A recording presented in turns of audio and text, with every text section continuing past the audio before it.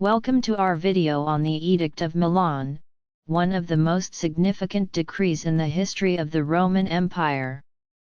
Issued by Emperor Constantine and his CO Emperor Licinius in 313 AD, the edict granted religious toleration to all individuals in the Roman Empire, including Christians who had previously been persecuted. This marked a dramatic shift in Roman policy towards Christianity and had a profound impact on the spread of the faith. In this video, we'll explore the history and significance of the Edict of Milan, and examine how it changed the course of Western civilization. The edict was issued by Roman Emperor Constantine and his CO Emperor Licinius in February 313 AD. Following their victory over the rival Emperor Maxentius in the Battle of the Milvian Bridge in 312 AD. According to tradition, Constantine had a vision of a Christian symbol, sometimes described as a cross or a chiro, before the battle, and he credited his victory to the Christian God. This experience reportedly inspired him to adopt Christianity as his personal faith and to promote religious toleration within the Roman Empire. Galerius was a Roman emperor who ruled from 305 to 311 AD during the late Roman Empire. He was born around 250 AD in the province of Dacia, which is now Romania, and rose to power as a military commander under the Emperor Diocletian. Galerius was known for his brutal persecution of Christians, which began in 303 AD and lasted until his death.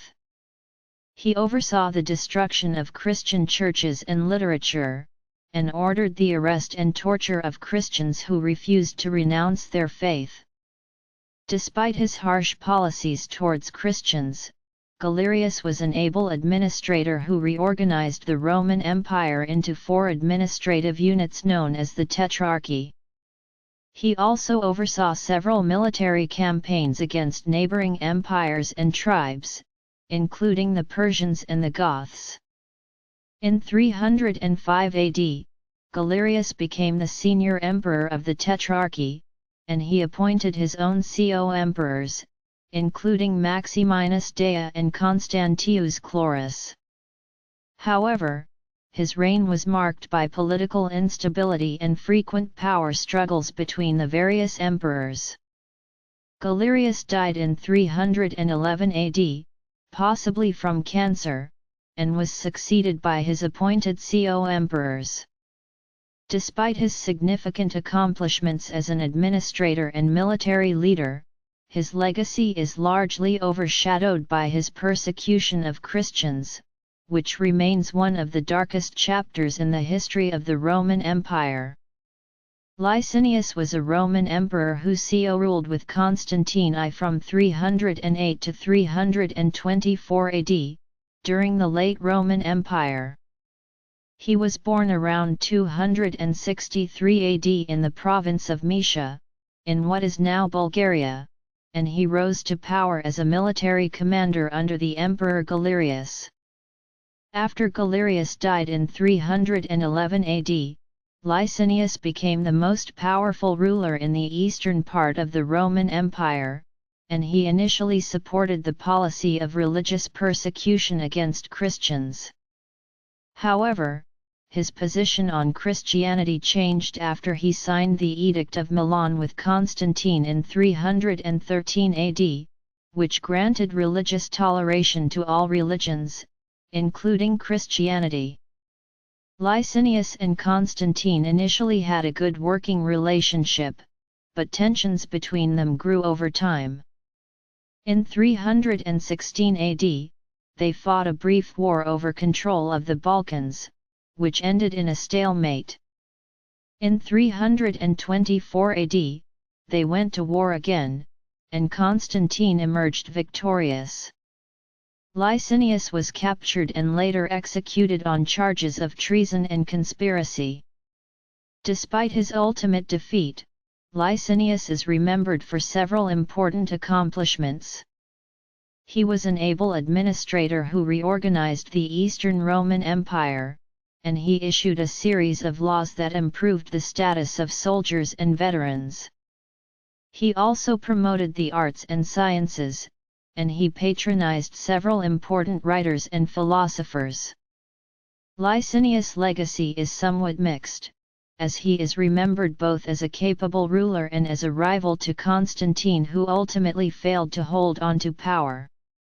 Nevertheless, his role in the Edict of Milan and his contributions to the cultural and intellectual life of the Roman Empire ensure that he remains an important figure in the history of late antiquity. Before the Edict of Milan, Christians were persecuted by the Roman authorities, who saw them as a threat to the traditional polytheistic Roman religion. Christians were often subject to torture, imprisonment, and even execution for their beliefs. The Edict of Milan marked a significant turning point in the relationship between the Roman Empire and Christianity. It proclaimed religious toleration for all religions, not just Christianity, and put an end to the persecution of Christians.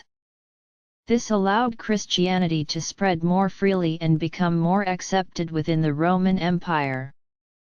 As a result of the edict, many Christians were able to practice their faith openly, build churches, and hold public religious services without fear of persecution.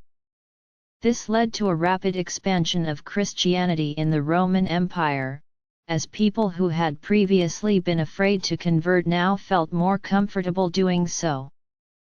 The Edict of Milan was an important step in this process.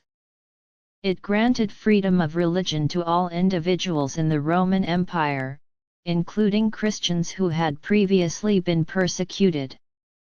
The text of the edict has not survived in its original form, but later sources describe its provisions. For example, the historian Eusebius of Caesarea wrote, "Constantine and Licinius granted to everyone full authority to follow whatever worship each man pleased, whereby both the liberty and the dignity of the several religions were preserved." The edict did not make Christianity the official religion of the Roman Empire, nor did it establish Christianity as the sole or dominant faith. Instead, it allowed individuals to choose their own religion without fear of persecution. This was a significant change from the previous policy of the Roman Empire, which had attempted to suppress Christianity as a dangerous and subversive faith. The impact of the Edict of Milan on the spread of Christianity was dramatic. Within a few decades, Christianity had gone from being a small and persecuted sect to being the dominant faith in the Roman Empire. This was due in part to the new freedom that Christians enjoyed to build churches, hold public worship services, and spread their message. It was also due to the patronage of Constantine and other Christian rulers, who provided financial support and legal protections to the Church. In addition to its impact on Christianity, the Edict of Milan was also significant for its role in establishing religious toleration as a basic principle of Western civilization. The idea that individuals have the right to choose their own religion, and that the state should not interfere with this choice, has become a fundamental part of modern democratic societies. The Edict of Milan was an early expression of this idea, and it helped to pave the way for the development of religious freedom in Europe and beyond. That's it for today's video. We hope you enjoyed learning about the Edict of Milan. If you found this video informative, please don't forget to give it a thumbs up and subscribe to our channel for more content like this. Also, feel free to leave a comment below with your thoughts or any questions you may have. Thank you for watching, and we'll see you in the next one.